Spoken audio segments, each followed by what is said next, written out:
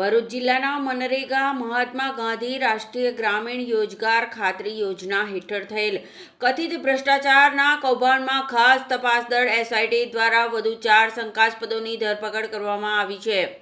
આ ઝડપાયેલા આરોપીઓમાં technical assistant તરીકે ફરજ બજાવતા સોએબ મોહમ્મદ યુસુફ અને હરેન્દ્રસિંહ પરમારના નામો સામેલ છે, જ્યારે ટાઉન ડેવલપમેન્ટ ઓફિસર ટીડીઓ તરીકે નિવૃત્ત મહેશ પરમાર તથા હાલમાં નેત્રંગમાં ફરજ બજાવતા મોહમ્મદ સહલ ઇસ્માઇલ પટેલની પણ ધરપકડ કરવામાં આવી છે। પોલીસ સૂત્રોના જણાવ્યા મુજબ આ આરોપીઓ મનરેગા યોજના અંતર્ગત કામો ફાળવવામાં, મજૂરી ચૂકવણી અને કામગીરીના પ્રમાણપત્રો આપવામાં દરમિયાન થયેલી ગેરરીતિઓમાં સંડોવાયેલા હોવાનું અનુમાન છે। હાલમાં ચારેય આરોપીઓની વિગતવાર પૂછપરછ ચાલી રહી છે। આ કેસમાં અગાઉ પણ અનેક સરકારી કર્મચારીઓ સામે કાર્યવાહી થઈ ચૂકી છે।